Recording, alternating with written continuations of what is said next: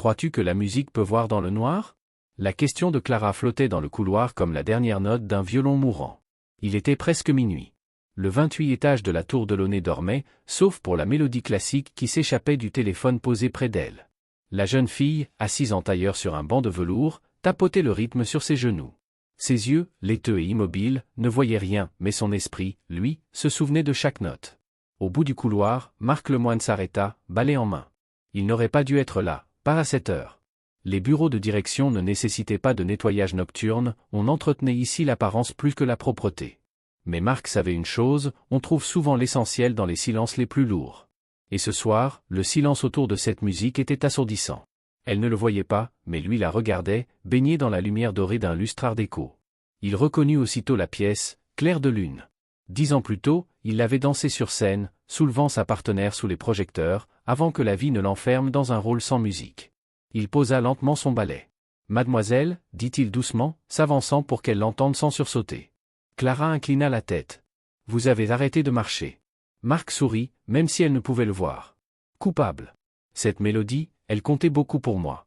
Elle compte toujours pour moi, répondit-elle simplement. La musique monta, pure, fragile, comme la lune sur l'eau. Marc hésita, avala sa peur. Voudriez-vous-t-il danser? Un silence s'installa, si profond qu'on aurait pu y entendre un cœur battre. Je ne sais pas danser, murmura-t-elle. Et je ne vois pas. Vous n'avez pas besoin de voir, répondit-il d'une voix basse. Il suffit de sentir. Et il fit ce qu'il n'avait plus fait depuis 10 ans, tendre la main. Pas pour un rôle, pas par devoir mais par présence. Elle chercha sa main, la trouva. Petite, tiède, tremblante. Il la guida avec une douceur presque religieuse, posa une main dans son dos, l'autre sur son épaule. Ils bougèrent lentement. Pas d'instruction, pas de compte. Juste la respiration, la confiance, le rythme. D'abord, elle ne sourit pas. Puis ses lèvres s'ouvrirent. Son corps s'assouplit, sa tête s'inclina vers lui, comme un tournesol cherchant la lumière. Et là, dans ce couloir vitré où les bureaux semblaient des temples du pouvoir, quelque chose de simplement humain se produisit. Elle rit. Un rire clair, enfantin, sincère. Marc sentit ses yeux se brouiller. Il n'avait pas entendu ce son depuis des années. Pas depuis sa propre fille. Au bout du couloir, une lumière rouge clignota. Une caméra de sécurité enregistrait la scène. Grace Moreau, agent de nuit depuis 15 ans, observait de son poste, tasse de café à la main. Elle ne bougea pas. Ne décrocha pas le téléphone. « Seigneur » murmura-t-elle. « Certaines choses sont plus sacrées qu'un règlement. » Dans le bureau de verre, Alexandra Delaunay leva enfin les yeux de son écran. 12 heures de réunion l'avaient vidée. Elle massa ses tempes. Sa fille aurait dû dormir depuis longtemps. Encore une fois, elle l'avait fait attendre. Elle se leva, remit en place sa chemise de soie et se dirigea vers la porte. Mais ce qu'elle vit la figea, sa fille dansant avec un homme, le concierge. Pas de colère. Pas de choc. Juste une secousse, au creux du cœur. Clara ne bougeait pas comme une aveugle. Elle bougeait comme quelqu'un qui avait oublié qu'elle l'était. Et lui, il ne dansait pas pour être vu. Chaque geste était humble, vrai, respectueux. Quand la musique s'arrêta, Marc la guida vers le banc et s'éloigna, ramassant son balai comme on referme un livre. « Merci » dit Clara. « Vous étiez magnifique » répondit-il doucement. Il leva brièvement les yeux, derrière la vitre, Alexandra le regardait. Ils se croisèrent une seconde. Puis il partit. Alexandra resta immobile. Pas par colère. Pas par incompréhension. Par émerveillement. Le lendemain matin, le soleil se leva sur Paris avec une ironie dorée. Il baignait de lumière les vitres de la tour de Launay, transformant le marbre froid du siège en façade trompeuse de chaleur. Dans son bureau, Alexandra fixait son café devenu tiède. Son ordinateur clignotait, mouvement non programmé détecté, 23h47. Par habitude, elle cliqua. Elle s'attendait à une alarme technique ou à un oubli d'entretien. Mais la vidéo se lança, et le monde cessa de bouger. Sous la lumière douce du lustre, sa fille tournait lentement. En face d'elle, un homme en uniforme gris la guidait avec précaution. Ses gestes étaient mesurés, son regard baissé, ses mains respectueuses. Une danse. Une communion. Alexandra sentit sa gorge se serrer. Quand la musique se tut et que Clara rit, un rire vrai, libéré, quelque chose en elle se fissura. Ce n'était pas de la colère. C'était un deuil. Le deuil de tout ce qu'elle avait raté au nom de l'avenir. Mais la dirigeante reprit vite le dessus. « Qui est-il » murmura-t-elle en appuyant sur l'interphone. « Carla, apportez-moi le planning de maintenance d'hier soir. » Quelques minutes plus tard, Carla Martin, son assistante, entra, talons claquant sur le marbre, tablette en main. Routine habituelle, madame. Équipe de nuit réduite. Un certain Marc Lemoine, ici depuis 1 an. Aucun signalement, dossier impeccable. Il était seul à cet étage ? Oui, probablement en train de nettoyer.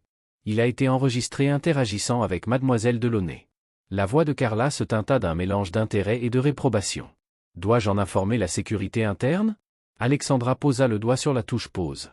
L'image s'arrêta sur le sourire de Clara, radieux, vivant. Elle sourit, murmura-t-elle, comme pour elle-même. Pardon, madame? Laissez. Je m'en occupe. Quand Carla quitta la pièce, Alexandra resta seule, rejouant la scène encore et encore. Était-ce mal? Ou était-ce simplement humain? Plus tard, dans l'appartement perché au-dessus du quai Voltaire, Clara traçait du bout du doigt des formes invisibles sur son verre de jus d'orange. « Maman? Oui, mon cœur ?» répondit Alexandra, distraite par son téléphone. « Tu crois que les sons peuvent dessiner? » Dessiner?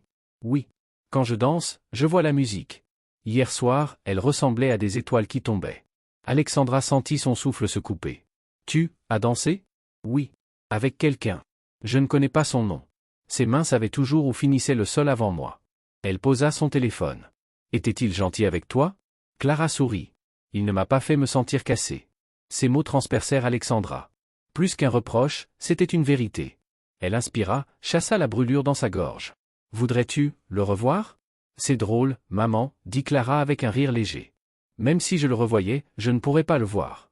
Alexandra sourit malgré elle. « Tu sais ce que je veux dire? » Oui, répondit Clara. Je voudrais. Il danse comme s'il entendait la lumière. Alexandra ne comprenait pas tout, mais quelque part, elle comprit quand même. Ce soir-là, la tour sentait le citron et la pluie. Alexandra monta jusqu'au dernier étage, ses talons résonnant doucement. Dans le couloir, Marc rangeait ses produits. Il ne la vit pas arriver. Monsieur le moine. Il se retourna, surpris. Madame, je suis désolé, je ne pensais pas que... Vous avez dansé avec ma fille. Il se figea, le manche du balai encore entre ses doigts. Oui, madame. Ce n'était pas prévu. Expliquez-moi. Il chercha ses mots. Elle écoutait clair de lune. C'était un morceau que je connaissais. Elle semblait vouloir bouger, alors, je l'ai suivie. Une pause. Parfois, les moments qui comptent ne se prévoient pas. Alexandra le regarda. Aucune arrogance, aucune peur. Seulement une sincérité rare dans ce bâtiment plein de titres et de silence. Vous savez qu'il y a des règles ici. Oui, madame. Si j'ai franchi une limite, j'en assumerai les conséquences. Vous n'y êtes pas? Non. Je préfère ne pas effacer quelque chose qui lui a rendu le sourire. Cette phrase tomba comme une note parfaite dans une pièce vide. Alexandra sentit une chaleur étrange monter. Vous êtes concierge, mais vous bougez comme un danseur. Je l'étais, murmura-t-il. Avant. Pourquoi avoir arrêté? Parce que la vie ne rembourse pas les billets quand la musique s'arrête. Elle resta muette. Était-ce une confession ou un poème? Puis la voix de Clara retentit derrière eux. Maman? Elle s'avança, guidée par sa canne. C'est vous. Le monsieur qui danse comme si le sol lui appartenait. Marc sourit. Il appartient à ceux qui osent y poser les pieds. Alexandra voulut répondre, mais elle se tut. Ce moment ne lui appartenait pas. Pas encore. Le lendemain soir, Alexandra Delaunay resta longtemps devant la vitre de son bureau, à contempler la ville. En bas, Paris scintillait, un océan de fenêtres, chacune contenant une vie qu'elle ne connaissait pas. Elle y voyait tout sauf la sienne. Depuis des années, elle vivait dans un monde de chiffres et de décisions, de réunions où l'on confondait pouvoir et paix. Mais ce que Marc avait dit, je préfère ne pas effacer quelque chose qui lui a rendu le sourire, tournait dans son esprit comme un refrain. Au rez-de-chaussée, Marc Lemoine poussait son chariot en silence. Chaque couloir brillait de son travail, et pourtant, personne ne voyait jamais son reflet dans le sol qu'il polissait. Il n'était qu'une ombre. Mais depuis cette nuit-là, le silence lui paraissait différent. Moins rassurant. Plus vide. Le lendemain matin, Clara entra dans le bureau de sa mère, tenant une feuille pliée. « J'ai dessiné quelque chose, dit-elle. »« Tu as dessiné ?»« Oui, dans ma tête. » Alexandra déplia la feuille. Des lignes épaisses de crayon formaient des cercles, des vagues, et au centre, deux silhouettes, l'une grande, l'autre petite. « C'est moi et lui, » expliqua Clara doucement. « Le monsieur qui danse. » Alexandra caressa la feuille du bout des doigts. « Tu te souviens de ce que tu as ressenti? » Oui. Il ne m'a pas tenu comme si j'étais fragile. La plupart des gens me guident comme si j'allais me briser. Pas lui. Alexandra déglutit. Il est différent. Différent peut être bien, non? Parfois, oui. Mais parfois, on punit ceux qui le sont. Clara fronça les sourcils. Alors il faudrait changer les règles, maman. Ces mots restèrent dans la pièce longtemps après que la petite eut quitté la salle. Ce soir-là, Alexandra entra dans la salle de repos du personnel, un lieu qu'elle n'avait jamais vu depuis l'inauguration de la tour. L'air sentait le café et le désinfectant. Marc était là, remplissant son thermos. En la voyant, il se redressa aussitôt. « Madame Delaunay. »« Alexandra, corrigea-t-elle, sans réfléchir. Tout le monde m'appelle comme ça. Il hocha la tête. D'accord, Alexandra. Le silence s'installa, mais ce n'était pas un silence gênant. C'était un silence plein de choses qui n'osaient pas se dire. Elle remarqua une photo encadrée près de son sac, 2 danseurs figés sous les projecteurs, couverts de poussière et de paillettes. C'est vous? Oui.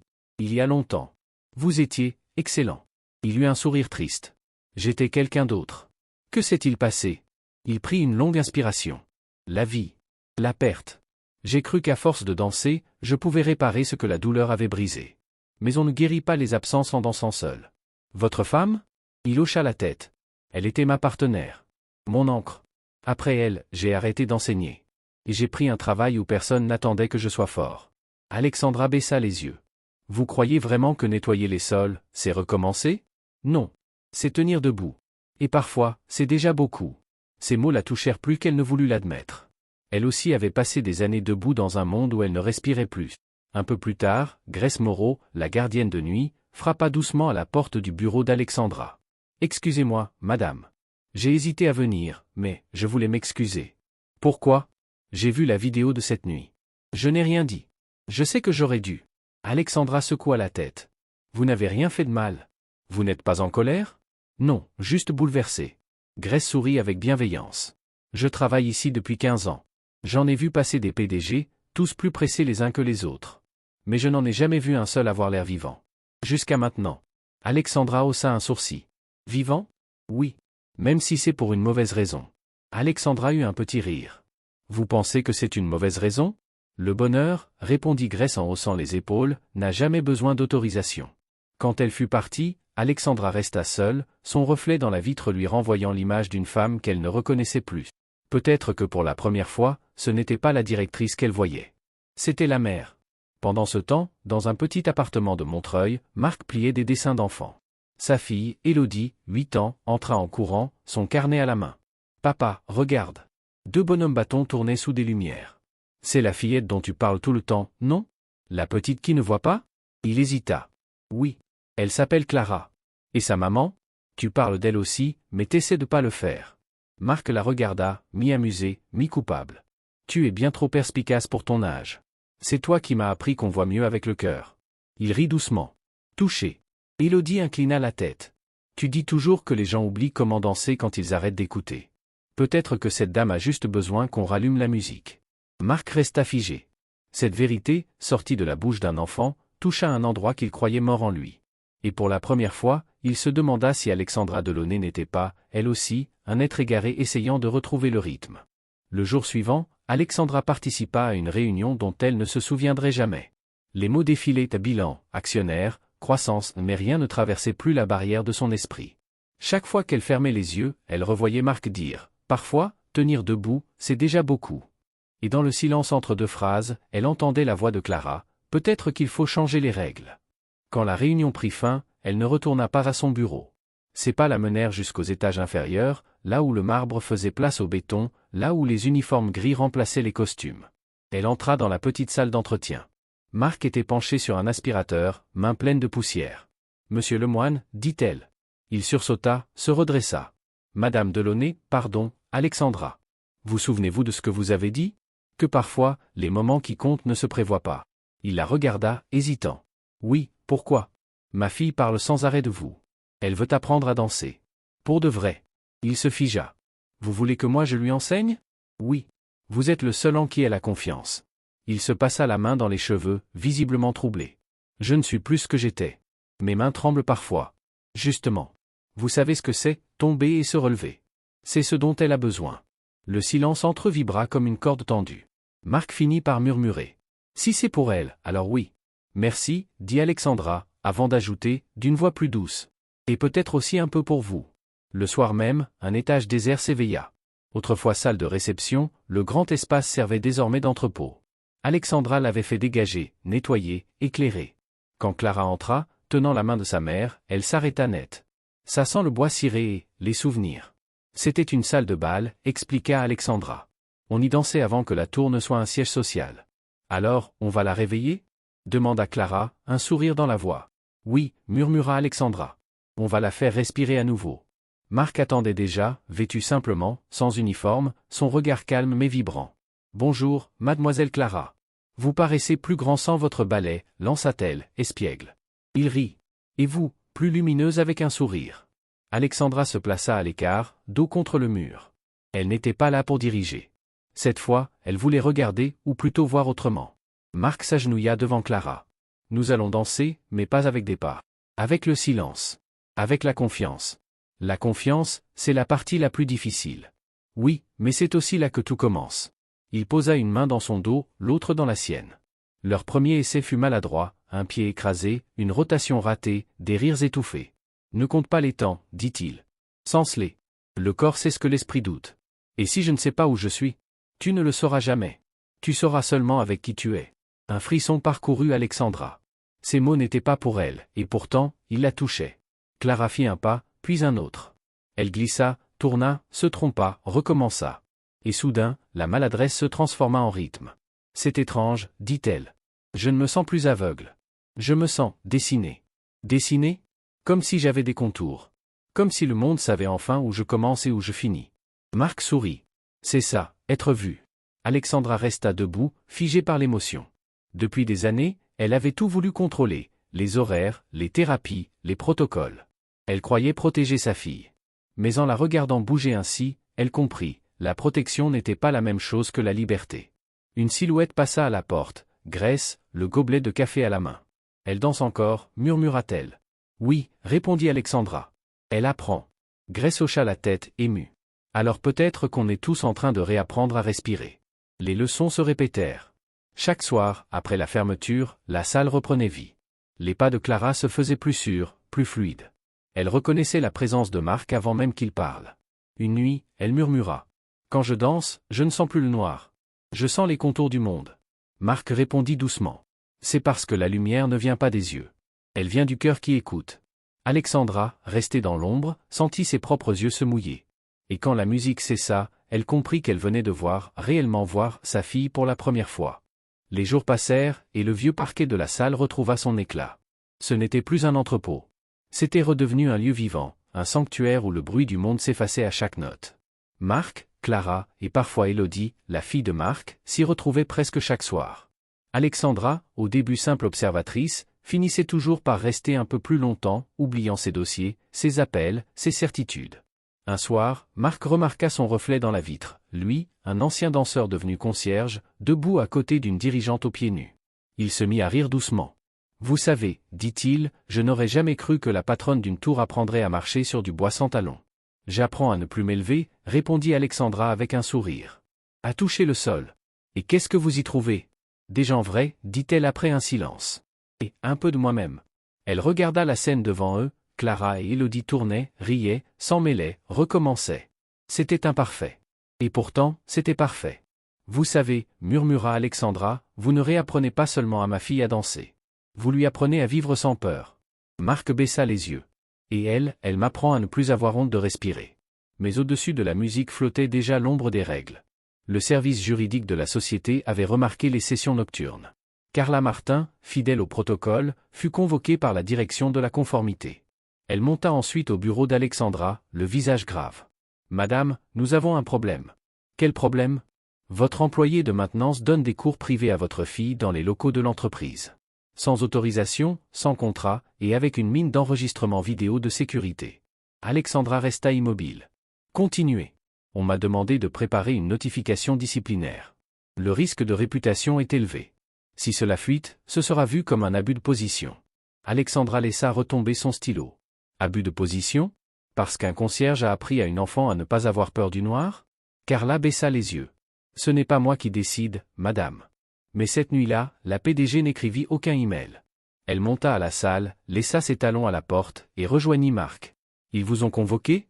demanda-t-elle. « Oui, » répondit-il calmement. « On veut que je signe un document disant que j'assume toute responsabilité, morale ou physique, pour la joie de votre fille. » Quelle absurdité! Pas vraiment. Quand quelque chose dérange le confort des puissants, on appelle ça un risque.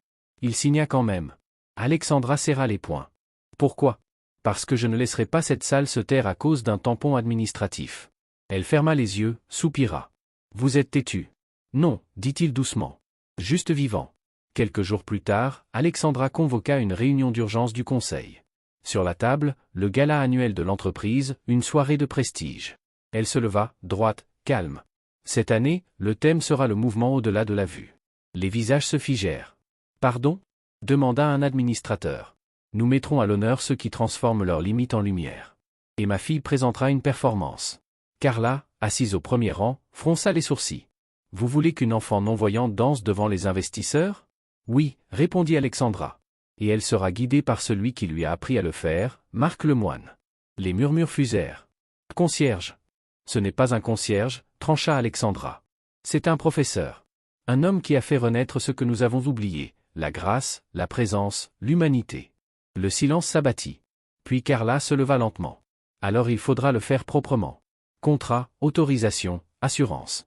Sinon, ce sera une bombe médiatique. » « Rédigez-les, » répondit Alexandra. « Mais cette fois, laissez la peur hors du texte. » Les répétitions pour le gala commencèrent. La salle vibrait d'une nouvelle énergie. Élodie dessinait les poses, Grace apportait du café et des encouragements, et même Carla, à contre-cœur, venait observer. Clara, elle, ne doutait plus. Ses mouvements étaient sûrs, portés par une joie simple, presque contagieuse. Un soir, après une longue répétition, Alexandra s'approcha de Marc. « Vous réalisez ce que vous avez fait ? J'ai seulement montré à une enfant qu'elle avait encore un monde entier à toucher. »« Non, » dit-elle en secouant la tête. « Vous avez fait mieux. Vous avez réveillé des gens qui avaient oublié qu'ils étaient vivants. » Elle hésita, puis ajouta, la voix plus basse. « Moi la première. » Il la regarda, longuement. « Vous savez, dit-il, on ne choisit pas toujours le moment où la guérison arrive. On choisit juste de rester assez longtemps pour la laisser faire. » Elle le fixa, émue. « Et vous ? Vous resterez ?» Il sourit faiblement. « Si vous me laissez un peu de place dans la lumière. » Mais dans les couloirs, les rumeurs circulaient. Certains cadres parlaient de favoritisme, d'autres de risque d'image. Et un matin, un message froid tomba dans la boîte mail de Marc. Avertissement disciplinaire, rupture de conduite. Une phrase lui coupa le souffle, cessez toute activité non essentielle immédiatement. Il savait ce que cela voulait dire. Ce soir-là, il fit ses adieux à la salle, balaya une dernière fois le sol qu'il avait fait briller, puis déposa son badge sur le banc. Mais Grace le vit depuis la caméra. Elle soupira et murmura. On ne radie pas quelqu'un qui a appris à faire respirer tout un étage. Le lendemain matin, Alexandra découvrit le badge de Marc dans le casier de sécurité. Il n'y avait aucune note, aucun mot, juste ce silence lourd qu'elle avait appris à reconnaître, celui de quelqu'un qu'on a fait taire. Mais Grace entra peu après, un gobelet à la main, et déposa sur le bureau une enveloppe pliée. « Il est parti sans bruit, » dit-elle. « Mais il a laissé ça. » Alexandra ouvrit le papier. 3 lignes seulement, écrites à la main. « Merci de m'avoir laissé me souvenir. Merci de faire confiance aux silencieux. Quand la musique commencera, je serai là, même si personne ne me voit. » Elle referma les yeux. Et pour la première fois depuis longtemps, elle sentit les larmes couler sans chercher à les arrêter. 2 jours plus tard, la salle de bal, rebaptisée le Phare pour l'occasion, se transforma en un théâtre. Lustres rajeunis, planchers cirés, fauteuils alignés. Le gala de Delaunay et qu'on n'avait jamais attiré autant de monde, presse, investisseurs, mécènes, curieux. Derrière le rideau, Clara attendait, les mains jointes sur sa robe blanche. À ses côtés, Élodie lui nouait au poignet un ruban argenté. « C'est quoi ?» demanda Clara. « Une étoile. Chaque pointe pour quelqu'un qui t'a aidé à briller. »« Il en manque, » dit doucement Clara. « Il viendra, » répondit Élodie avec un sourire sûr d'elle. Dans la salle, Carla Martin vérifiait les invités, tandis qu'Alexandra se tenait en coulisses, droite mais tremblante. « Tu es prête ? » ?»« Oui, maman. »« Mais toi ? » ?»« Pas vraiment, » admit-elle. Clara rit. « Alors on sera 2 à danser dans le noir. » Les lumières s'éteignirent. Un projecteur unique s'alluma sur le centre de la scène. Alexandra s'avança vers le micro. Sa voix, d'ordinaire tranchante, vibrait d'une chaleur nouvelle. « Quand ma fille est née sans vue, j'ai cru que ma mission serait de lui montrer le monde. Mais j'avais tort. C'est elle qui m'a montré le mien. Ce soir, je vous demande de ne pas simplement regarder un spectacle. Je vous demande d'écouter ce que la lumière oublie souvent, la présence. » Elle recula. Le silence s'installa. Puis une note, seule, pure, s'éleva du piano. Clara entra. Sa robe semblait flotter.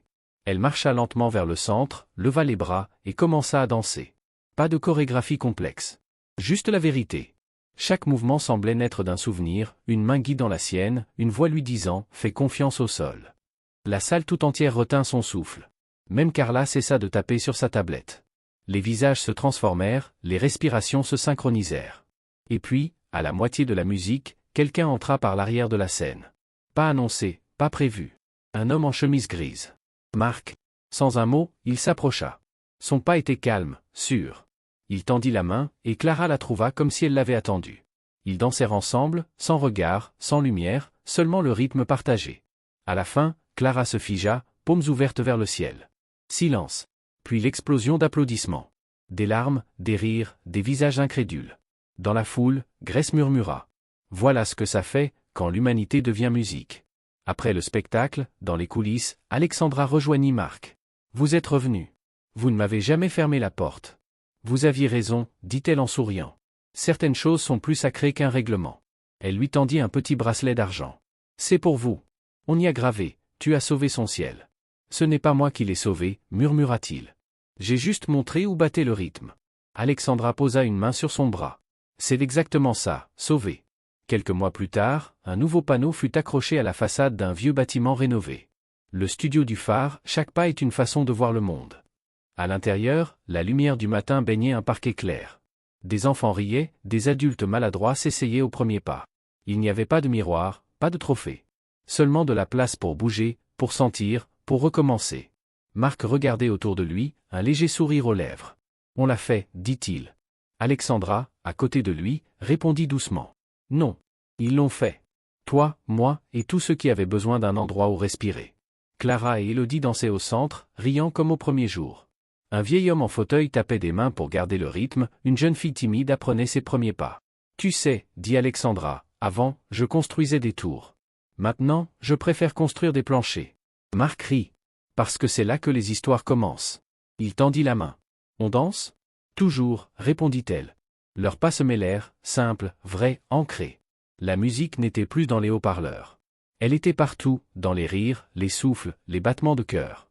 Clara leva la tête et dit à voix haute, comme une prière. Je ne vois toujours pas. Mais maintenant, je regarde. Et dans la lumière du matin, le monde sembla lui répondre en silence.